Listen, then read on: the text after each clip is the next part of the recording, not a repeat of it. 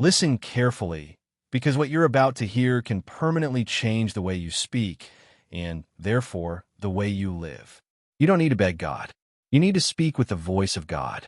For centuries, humanity has confused humility with weakness and prayer with begging. But Florence Scovel Shinn and Napoleon Hill, each from their own battlefield, discovered the same spiritual law. The creative power is not in the wish. It's in the word, spoken with absolute certainty. Every sentence that leaves your mouth becomes a command that the universe obeys. Your subconscious mind does not distinguish between true or false, faith or fear. It only knows one thing: execute. And that invisible execution is what you later call fate. I want you to imagine, just for a moment, that your voice is a divine command carved into the fabric of reality. Every time you say, "I can't," the universe answers as you wish. Every time you declare, "I'm ready," invisible doors begin to open in places you can't yet see.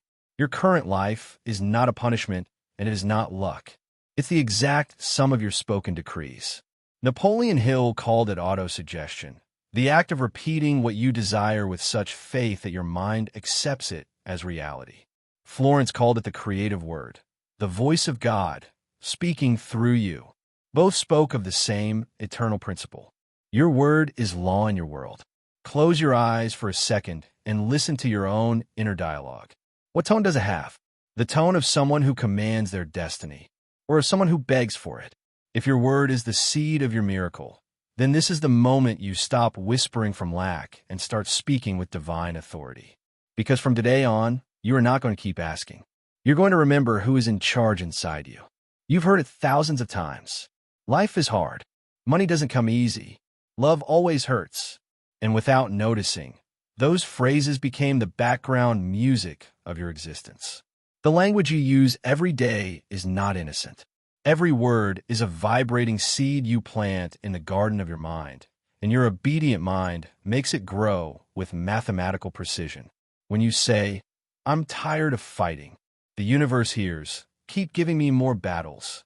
When you declare, "Something is always missing," the universe responds, "Then let something always be missing."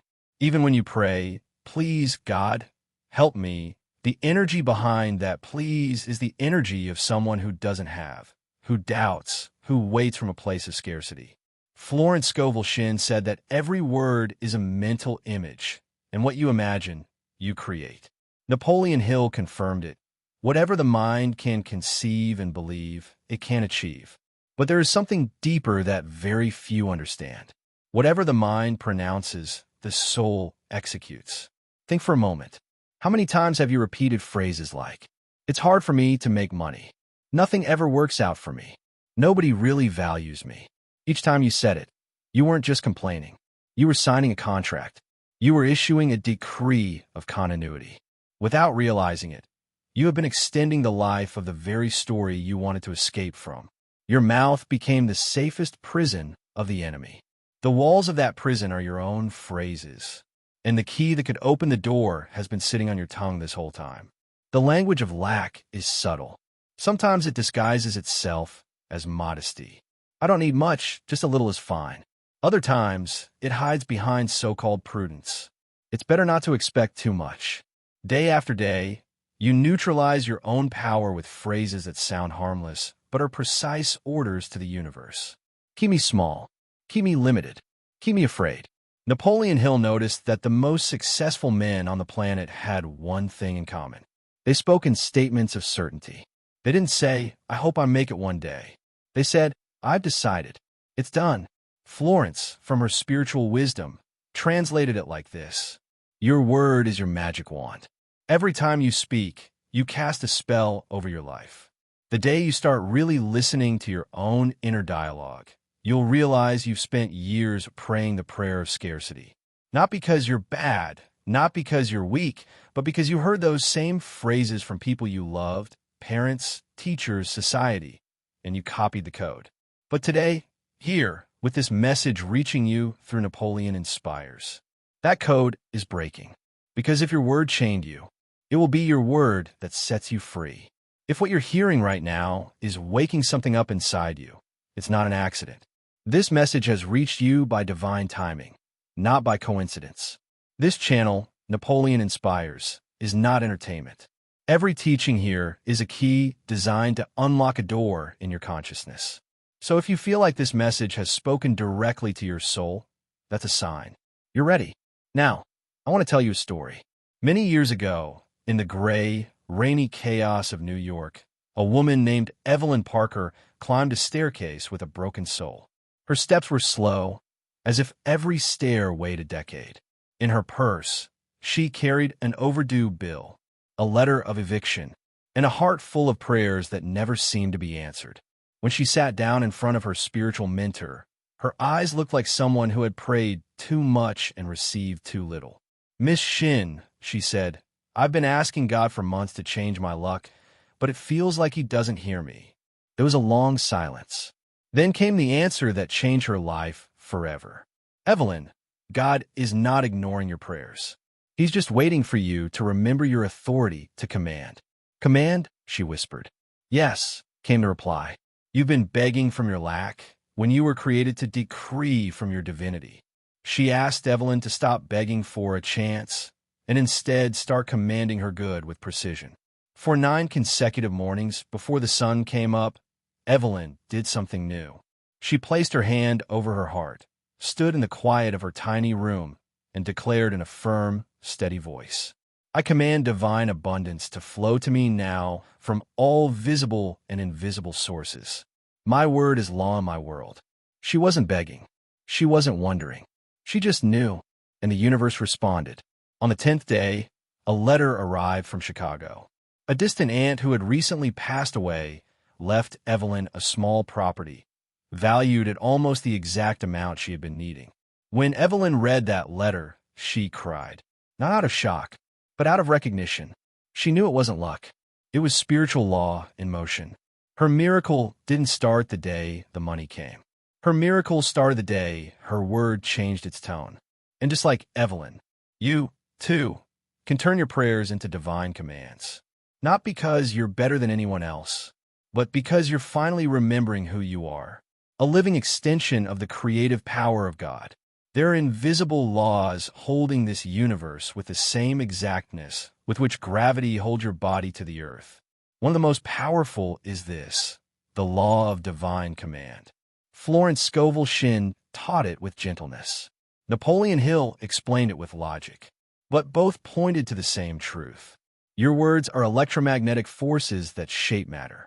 When God said, "Let there be light," He wasn't asking permission. He wasn't whispering, "Please, if it's possible." He was commanding creation.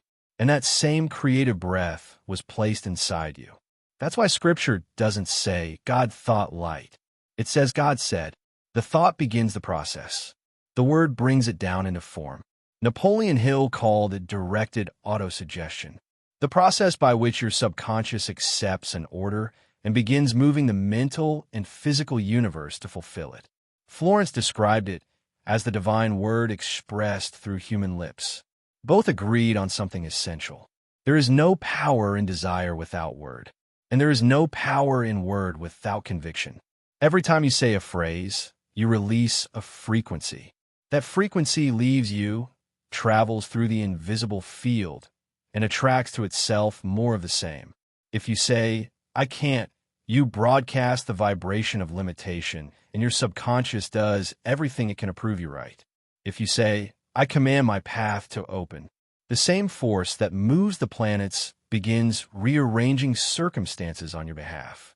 Florence called it the mathematics of spirit. Every word carries an equation, and the universe cannot ignore an exact equation. Napoleon Hill said, "Every word repeated with deep emotion becomes a command to the subconscious." And your subconscious, my friend, is the messenger that carries your decrees to the universal mind, where every living idea is waiting to be manifested. That's why when you speak from doubt, you create more reasons to doubt. When you speak from certainty, you activate the law of divine correspondence. It doesn't matter if you label it religion, science, or energy. The law responds to vibration, not vocabulary. You are, in essence, a transmitter of light, with a programming voice. Every I am, every I have, every I command, is a code the universe decodes and materializes. From this day on, I want you to speak knowing that heaven literally listens to you. Make your voice a sacred instrument. There's no such thing as an empty word. Everything you speak comes alive in some realm, and sooner or later, it returns to you multiplied. Now, let's get practical. Every morning is a blank canvas on which God invites you to write your destiny. Most people open their eyes, and before they remember who they are, they're already checking news, messages, and problems. In that very first minute, without realizing it, they give away their power. Because the first thought of the day is the decree that programs the next 24 hours. Florence Scovel Shinn said that the word spoken upon waking is the opening note of the symphony of your day. Napoleon Hill confirmed, "The mind is shaped by repetition and intention. What you repeat each morning becomes habit, and habit becomes destiny." So the most powerful moment to command your reality is right as your eyes open, not an hour later, not when everything is quiet, before your feet touch the floor. Do it like this. The moment you wake up, before you touch your phone, place your right hand over your heart. Take 3 deep breaths, feeling that the air is divine energy entering your body. And then say, calmly but with authority, "I command this day to work in my favor. I command that every person, circumstance, and opportunity align with my highest good. I command that abundance, peace, and divine guidance walk with me in every step." Don't say it like someone hoping for a miracle. Say it like someone who already owns it. Feel every word shifting the atmosphere around you. Because it does. Your voice is the lever that activates invisible law. Napoleon Hill taught that every visible achievement begins with an invisible order sent to the subconscious. Florence added, "When you speak from certainty, angels themselves move to execute your word." If you practice this morning command for 21 consecutive days, your life will start to synchronize with your faith. You'll notice right people appearing, doors opening, coincidences that feel too perfect to be random. The sunrise doesn't just illuminate the sky. It also illuminates your mind. Every morning is a divine invitation to pronounce your authority. Do it with faith, and your day will obey your voice. But there's something more. There comes a moment on the spiritual path when the point is not to declare more, but to heal what keeps you from believing your own declarations. Because you can say the right phrases, but if your heart still vibrates with guilt, unworthiness, or fear, the energy gets cut off before it manifests. That's why Florence taught the mirror ritual, a sacred moment where your word and your reflection meet. It's not magic. It's reconciliation. It's the instant when your outer voice and your inner voice stop fighting. Do it like this. Find a mirror where you can see yourself completely. Turn down the noise. Stand barefoot if you can, feeling the ground under your feet, as if the earth itself were reminding you, you belong here. Look into your own eyes without looking away, and say, softly but firmly, "I reconcile with myself. I forgive my past mistakes. I release every belief that says I don't deserve. I am a child of the Most High, and my word has power because His Spirit lives in me." Stay there for a while, breathing. If tears come, let them. Every tear is a layer of resistance melting away. Napoleon Hill said that the greatest obstacle to success is not in the external circumstances, but in the hidden emotion of unworthiness. And he was right, because if you don't feel worthy of receiving, your subconscious cancels every decree before it can be born. Florence painted another picture. If you plant roses and then spray poison on them, don't be surprised when the garden doesn't bloom. The poison is your guilt and your fear. The antidote is divine self-acceptance. After this moment of forgiveness, place your left hand over your heart and declare, "I command my heart to open completely to receive the good that belongs to me by divine right. I no longer reject my miracle. I embrace it with gratitude and faith." Feel something soften inside you, as if your soul were dropping an old weight. That relief is a sign of alignment. Because the universe is not denying you anything. It's waiting for your heart to say, yes. Do this ritual for 7 nights. Watch how your face changes, how your eyes shine differently, how your energy feels lighter. That's not imagination. It's the reflection of a soul reconciled with its own power. From there on, your decrees will stop being pretty words and become downloads of living faith. Now listen carefully. Your voice doesn't only vibrate in the air. It vibrates inside your mind. Every phrase you speak leaves an invisible imprint in the deepest fibers of your subconscious. That subconscious, which Napoleon Hill called the workshop of God, is in charge of turning your words into facts, your thoughts into experiences, your emotions into destiny. Florence explained it beautifully. The subconscious mind is like fertile soil. It doesn't choose the seeds. It simply grows what you plant. If you plant fear, obstacles bloom. If you plant faith, miracles bloom. The soil doesn't judge. It obeys. That's why your declarations are not positive thinking. They are programming orders. Every time you repeat a phrase, you're carving a new mental groove, the way someone carves a path into a mountain. When that path is deep enough, energy starts flowing automatically in that direction. Napoleon Hill proved it with a method of sustained autosuggestion. Repeat what you desire with emotion until your mind accepts it as a completed fact. Florence translated it into spiritual language. Declare your good with joy, and heaven will have no choice but to deliver it. Both were describing the same divine science, the power of the repeated word, spoken with faith. The mistake many people make is reciting decrees without emotion, like reading a script they don't believe. But the subconscious does not obey intellect. It obeys emotional vibration. So from today on, when you declare, don't do it dry, as if you were testing something. Do it with living feeling, with images, with gratitude in advance. See it, feel it, say it, as if it were already yours. Write it too. Every night, you could take a notebook and write your main decree 3 times. Not as a school exercise, but as a sacred act. I command my path to open. I command divine abundance to flow. I command that my purpose be revealed and fulfilled. Write, feel, believe. Every stroke is another echo in your subconscious. This isn't about repeating for repeating's sake. It's about retraining your mind to think as God thinks.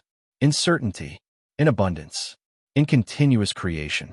Napoleon Hill summed it up like this. What you hold in your mind with constant faith, the universe conspires to bring to you. Florence completed it. Your voice is the pen with which you write your destiny in the invisible book of life.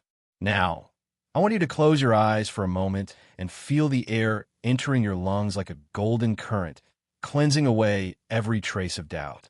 You're about to activate your divine authority, that spark of power that has been asleep inside you for years. You don't need to force anything. You just need presence and faith. Napoleon Hill said, faith is the strongest vibration of thought. Florence said, the word spoken with faith is lightning that tears open the heavens. Right now, both principles are meeting inside you. Take a deep breath. Place your right hand over your heart and your left hand over your lower abdomen. Feel the pulse of life inside you. That heartbeat is the echo of the Creator repeating His eternal decree. Let there be light. Now, declare with clear voice and absolute certainty. I am one with the infinite mind that governs the universe. I am not separate from God. I am His living expression in this world. Therefore, from my divine authority, I command my miracle to manifest right now. Feel your voice vibrating beyond the air. Visualize your decree traveling through the ether, embracing every area of your life. If your desire is abundance, imagine golden rivers flowing toward you from all directions. If it's love, feel a warm embrace wrapping your soul. If it's health, see pure light bathing every cell in your body. And continue. I command that every invisible obstacle dissolve before my word. I declare that roads open, doors align, and all divine forces work right now in my favor. You may feel a slight tingling in your chest, or a wave of heat or calm. That's energy moving, the universal obedience responding to your voice. Now say, with gratitude in advance, "Thank you, Father, because this is already done in the invisible realm. I do not wait, I know. I do not doubt, I trust. I do not beg, I decree." Stay a few seconds in silence. Breathe. Feel that your miracle is already a complete reality, simply waiting for the perfect moment to appear in the visible. And when you open your eyes after this, don't go back to the world the same. Walk as someone who has already been heard. Think, speak, and act as someone who has already received. The universe does not respond to your wishes. It responds to your state of certainty. And that certainty is already alive inside you. Napoleon Hill called it a mind charged with faith. Florence called it divine authority in action. You from today on can call it by its real name. The voice of God working through you. Your miracle is not the end of the road. It is the beginning of a bigger purpose. When a prayer is answered, it's not just for you. It's so that through you, others remember their own power. Florence said, "God does not bless you so you can accumulate. He blesses you so you can circulate his abundance." Napoleon Hill taught the same law in other words.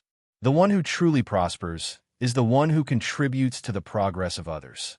The spiritual law of abundance is a living current. If it flows, it grows. If it stagnates, it dies. Your money, your love, your health are not trophies. They are channels of divine service. Every time you bless someone, the universe widens the river of your own blessing. That's why, when you declare your decrees, add this. "And with this blessing I receive, I become an instrument to bless many more." When heaven hears this kind of intention, it responds with multiplied power, because it is not supporting a selfish desire.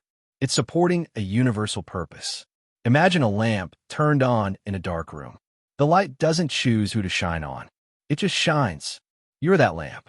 And your miracle is the divine electricity that allows you to illuminate other people's darkness. That's how invisible laws work. God multiplies in you what you use to love, to serve, to lift others. Napoleon Hill said the creative mind works best when it's inspired by a higher ideal than personal interest. Florence added, "When your word blesses others, your harvest never runs dry." So ask yourself today, how will I use my miracle to serve? Who can I inspire, help, or lift with what I am now receiving? Because the ultimate purpose of every divine decree is not to collect miracles, but to become one. Now that you've remembered your power, the next step is not to understand more. It's to practice. Faith does not grow in books. Faith grows in the daily repetition of certainty. So here is your commitment. The pact of the 21 sunrises. For the next 21 days, every single morning, before you look at your phone, before you talk to anyone, place your hand over your heart and declare, "I command this new day to bring abundance, clarity, and purpose. My word is law. My miracle is already done." Do it for 21 days without breaking the chain. Not because the universe needs time, but because you need consistency. 21 days are enough to install a new frequency, to reprogram your mind, to turn faith into habit. There will be mornings where you doubt, others where you won't feel like it. But that's exactly where the miracle is forged. Because every time you choose to believe instead of giving up, heaven opens a little more. When you complete your 21 sunrises, you won't be the same person. Your voice will be firmer. Your mind will be brighter. Your faith will be unshakable. And now, if this message from Napoleon inspires resonate in your soul, I want you to seal it with a public decree. Write in the comments, "I accept the pact of the 21 sunrises. My word is law." Don't just type it like a comment. Type it like a contract with heaven. If this spoke to you, like this video, so the algorithm becomes an ally of your calling. Subscribe to Napoleon Inspires so we can walk together week after week in faith, purpose, and power. And share this video with someone who has forgotten how powerful their voice is. Maybe you are the answer to their prayer. Because from today on, remember this truth. Your word creates. Your voice commands. And from this moment forward, everything you say shall be done. Now, Take one last breath with me. Slow, deep, present. Because everything you have heard, everything that has moved inside you, everything that has vibrated in your soul during this message has not been random. It has been a calling, a whisper from heaven, a reminder of a truth you once knew but had forgotten. You are not here to live small. You are not here to beg for crumbs. You are not here to repeat your past. You are here to create, to command, to awaken, to rise. For too long, you believed your voice was weak. For too long, you handed your power to fear, to circumstance, to doubt, to people who never understood you. But today, in this exact moment, the veil has fallen. The illusion has been broken. And for the first time in years, maybe in your entire life, you have remembered something sacred. Your voice carries the breath of God. Your words carry the fire of creation. Your tongue carries the power to open doors no human hand can close. This is why you're here. This is why this message found you. This is why your heart reacted the way it did. Because your spirit recognized the truth. The truth it had been waiting to hear. You are powerful. You are divine. You are chosen. And the universe has been waiting patiently for the exact second in which you would finally declare, enough. From today on, my word is law. You felt it. You know it. And now the real transformation begins. Because a decree spoken with faith does not vanish into the air. It becomes energy. It becomes movement. It becomes synchronicity. It becomes manifestation. It becomes destiny. And destiny, your destiny, has just awakened. So hear me. From this moment on, speak only as someone who has authority. Walk only as someone who has been anointed. Think only as someone whose future is protected, aligned, and divinely accelerated. Everything you say carries weight. Everything you command shapes form. Everything you declare becomes your world. And now that your spirit has risen, now that your voice has awakened, now that your authority has returned to you, I want you to seal this transformation the way all spiritual warriors do, with a declaration that echoes through realms. Say it out loud if you can. From this day forward, my word is the voice of God. My decree creates my reality. My miracle is already done. Feel how those words resonate inside your chest. Feel how your energy rises. Feel how something ancient and divine awakens in your bones. That feeling, that vibration, that heat, that is power. That is alignment. That is faith turning into form. And that is exactly what this channel exists for. Because here, in Napoleon Inspires, we are not building followers. We are building spiritual creators, destiny builders, and faith warriors. If you're still here, your soul is telling you, stay, grow, rise. So now, with your energy fully awakened, I invite you to take the step that seals this initiation. Subscribe to Napoleon Inspires, not as a gesture, but as a declaration that you choose growth, faith, purpose, and destiny. Like this video, so this message can reach the souls who need it as much as you did. Share it, because maybe God will use you as the voice that awakens someone else. And comment below, my word is divine authority, not as a comment, but as a decree that heaven will hear. From today on, Carlos, your voice creates worlds. Your word shapes your future. Your decree moves the universe.